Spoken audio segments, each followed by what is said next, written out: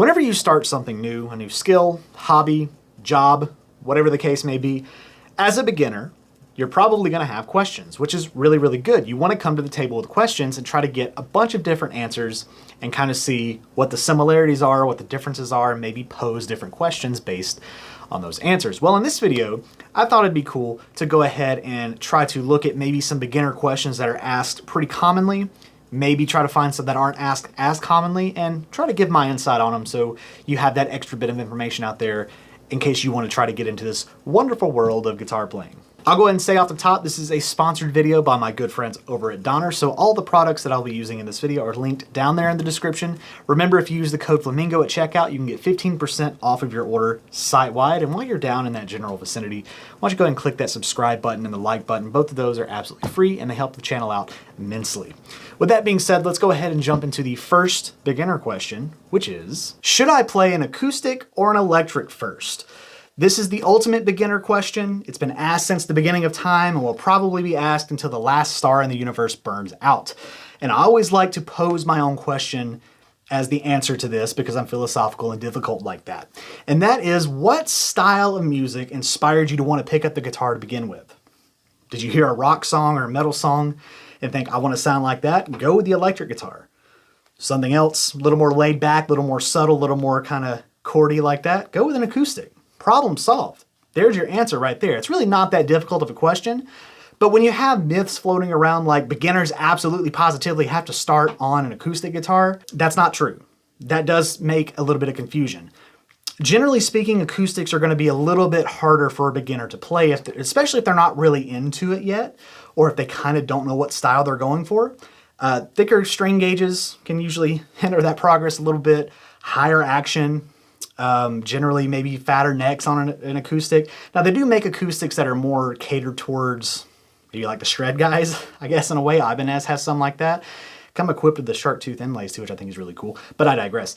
Something like that would probably be what you'd want to get a beginner if you're going to go for an acoustic, because it's a thinner neck, generally lighter string gauges, all that kind of stuff. But I will say this, in light of the sponsor for today's video, if you're kind of really on the fence, or you kind of want to get the best of both worlds, Donner's got you covered with their sub-brand Moukey and this guitar right here. So this is the Moukey Electric Acoustic Hybrid. Now it's not your traditional electric acoustic where it's got a piezo pickup in it, so when you plug it in, it still sounds like an acoustic. No. This has a single coil pickup right here that is like an actual electric guitar pickup, and when you plug it in, you're going to get kind of like a jazz box type thing because it's in the middle, but you can still add a little bit of distortion to it and get like a traditional electric guitar sound. So just a quick room audio test for you guys of what it sounds like when it's plugged into an amp. Again, we have the single coil here, so you're probably going to have some 60 cycle hum, but I'm just getting room audio from my shotgun mic, which is up there somewhere. I'm plugged into my Blackstar HD5. Got a little bit of reverb for you. Here's the clean channel. You can tell wherever you pick up here, it's a little bassier. You get down here, it's a little bit more twangy. So you do have that, which I think is kind of cool. If you want to play right in here, which is where a lot of people might, you may want to lower that pickup just a hair, but again,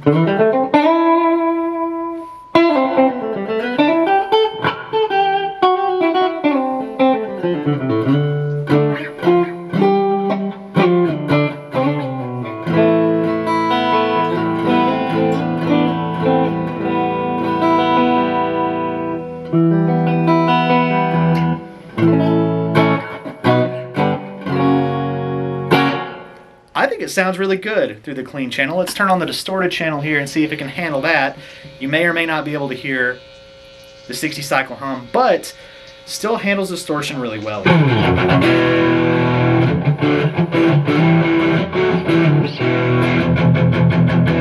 Because it's a hollow body, you're going to get a little bit more bass into it, and especially if you pick up here.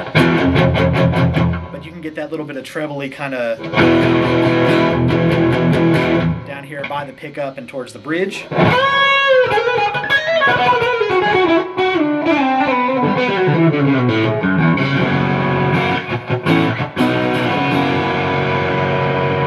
Let's kick on my Maxon Odie 808 overdrive.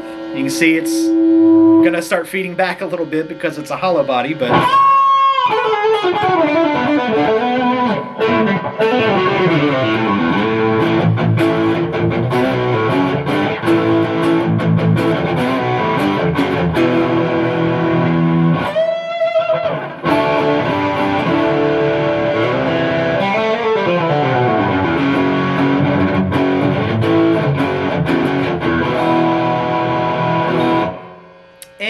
also like to note that it is staying in tune. So another win there. So this is where I say that this is a great option for you if you're on the fence about whether you like an acoustic or an electric more. You're deciding which one you like more.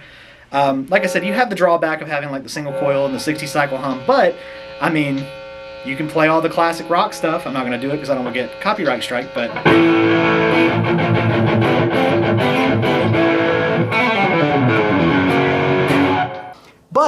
you have the sound holes here and the hollow body that make it where it's still an acoustic. So you can strum it acoustically.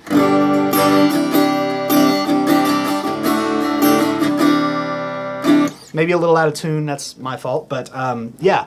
I mean, you still get some nice, rich acoustic sounds out of it. It kind of sounds like a parlor guitar, so you know. It is built really well. There's no fret sprout on it. It's got a nice, thin neck on it. It's super duper light. You have one control down here, so it's pretty much idiot-free, right? You can't get in here and mess up your tones. It's just one volume, right? And yeah, it's a really, really cool guitar. Pretty decent tuners on it, so I think for $99 with a gig bag and a bunch of accessories, this is a really good option for any beginner if you really want to kind of dive into it and find out if an acoustic or an electric is more your dig if you're really kind of in the middle on the fence about it. Question number 2 that every beginner should be asking is, how should my practice routine be? Now, I understand that practice is not the most fun thing for really anything that you're trying to learn. It's usually the most boring, dull part of it because it's repetitive and it's like by the book kind of stuff, and not a lot of people really enjoy that. But I will say this, practice makes perfect is so true, because the more that you practice, the more that you discipline yourself to sit there and just learn it. I mean, you got to make it fun, but once you get through that over that hurdle and you get through the hard parts, that's where the fun begins, because once you master the little things and you start to apply them musically, for example, scales, I mean, it just opens up an entire new world to you as a beginner, because you're like, now I can craft solos, right? Or now I can do these weird, intricate rhythm things, right? Once you start to learn a little bit of music theory. Not that you have to learn music theory. This goes into a whole different thing of like, you don't have to know how to read sheet music. You don't have to know music theory. If you just play all by ear and just fiddle around with some chords and put your fingers randomly and just see where it takes you, that's the fun of it. But you do have to learn some fundamental basics. I would highly recommend at least learning a couple scales, like the pentatonic scale, for example. If you just went, I missed the note there, but you get my point. I mean, you can do a lot with a pentatonic scale. There have been huge artists that have made their entire career based around the pentatonic scale. But it's not just learning scales. You can do that all day long, but you need to implement this into your practice routine, and that is playing to a metronome. Maybe like this DBM-100 from Donner. This is the second sponsored portion of this, and I promise this is the last one. But a metronome is a great tool to have, if I can pop out the little stand there. So this one comes with a little stand. It's USB-C rechargeable. You hold down the big yellow circle right there and it turns on. You have a couple different options going on here with this one. Different sounds. You can change the tempo, obviously. You can change it to different time signatures if you want. Right now it's in 4/4. But I mean, tap tempo, change the source of it, all that kind of stuff. And it's got a built-in tuner, so this all around is great for a beginner to have because they have a metronome and a tuner on hand. So if you wanted to, say, practice your pentatonic scales, I'm just going to set this down here and I'll start it. 1, 2, 3, 4, 5, 6, 7, 8. See? You can practice a scale like this.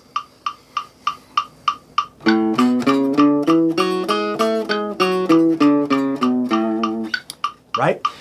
You could do that. Or you could practice a rhythm section.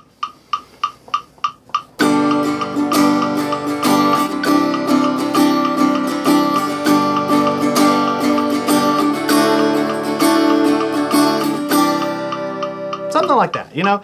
Very, very simple, but once you get that under your belt, and I mean, that's a pivotal part of learning like rhythm guitar. So this whole section kind of consists of a couple of different things. Practice makes perfect. Find a practice regimen, get into it, and for God's sake, people, practice to a metronome. And also, I haven't done it in this video, but make sure your guitar is tuned. This one's slightly out of tune on one of the higher strings. I'm sorry, but that's just the way that it is. Next. Here's another question that I don't think beginners ask enough. Should I focus on rhythm or lead playing? Because I think a lot of beginners pick up the guitar because they hear some awesome solo, right? And they just kind of want to jump in and say, I want to learn that solo. Hold your horses, because a good rhythm player can equate to a good lead player as well. I strongly believe that if you don't focus on rhythm in any regard, it doesn't matter how much you put into your lead playing, you're not going to be as good of a lead player. I promise you that. So, for example, if you just wanted to learn how to play, you know,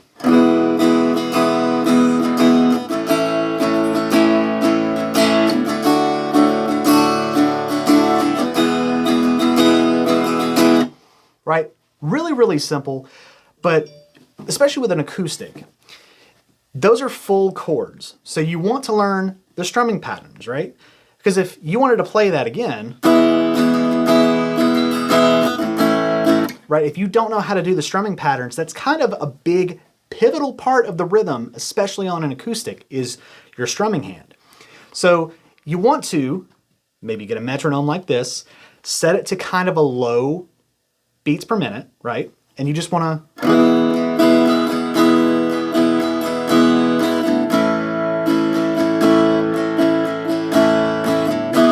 right? And you want to get that where you're not just going, because to me, that's a good exercise, is to go up and down and try to hit all of the notes that you need to hit. But when you get more advanced past that, and you want to try to do more intricate rhythm stuff, especially if you wanted to do like palm muting and stuff, you wanted to like,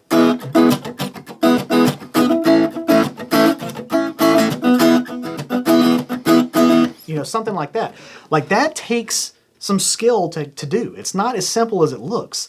But if you dedicate yourself to learning the rhythm, then you can eventually go into doing, you know, like your pentatonic scale, for example, just to keep it easy. And then you work on phrasing, which is just where you're not going, you know, as a solo. You can like,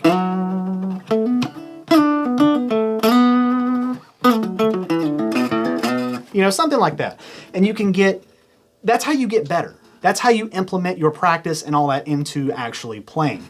Now, I know that kind of may be tied into point 2, but just emphasizing, do not skimp on rhythm playing.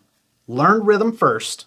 Whether you want to be the next Eddie Van Halen and just all up and down the fretboard, learn how to do rhythm first. I promise you, it will pay off in the end. Here's a good point for you guys too.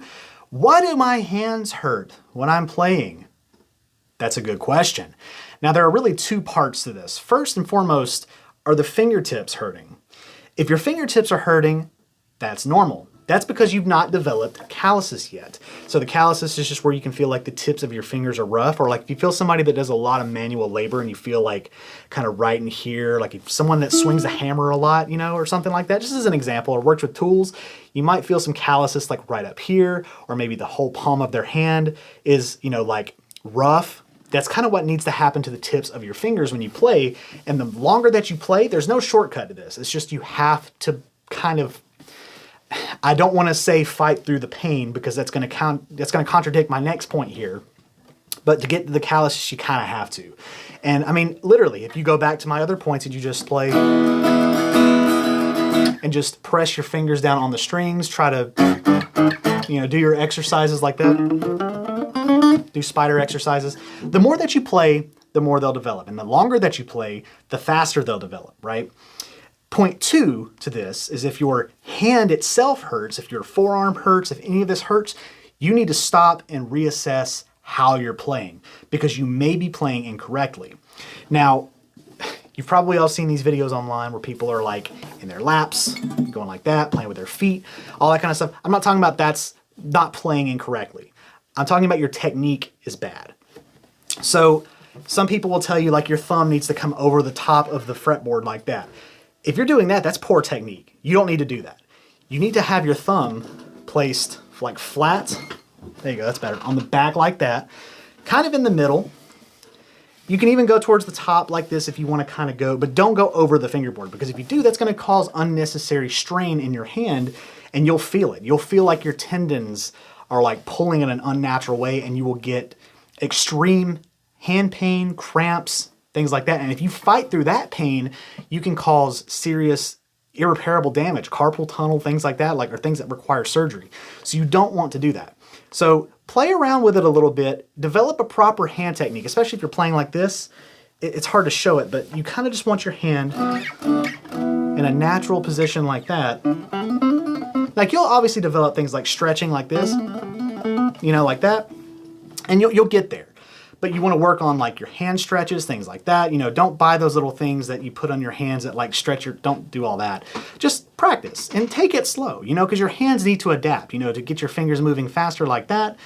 It's all just, it's all in the practice, and it's all about proper technique. So you need to focus on your technique, fight through the calluses pain, not through this pain.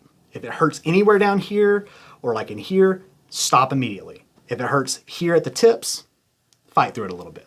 Sorry for the new look. My camera overheated and I went to go take a shower, and in that time I thought about this part right here. My last point that I think is something that a beginner would bring up, and if not, I'll go ahead and clear it up now, is do you need expensive gear to either begin making music or to continue making music or playing the guitar?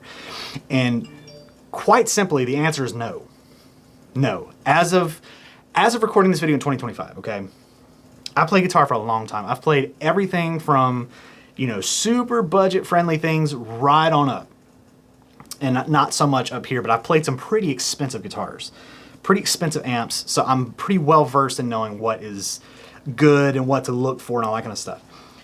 And it's always so much more impressive when you pick up a guitar that's $150 brand new, or in some cases even under $100 brand new, and it just is like mind-blowingly good. It is so unreal. Like, I mean, for example, since Donner is sponsoring this video, I'll give them another shout. All of the Donner stuff, super affordable. All the Donner guitars, super affordable. You have just about every option you could think of, including even weird things like the Moukey, right? And they're all, with the exception of, I think, one, fantastic guitars.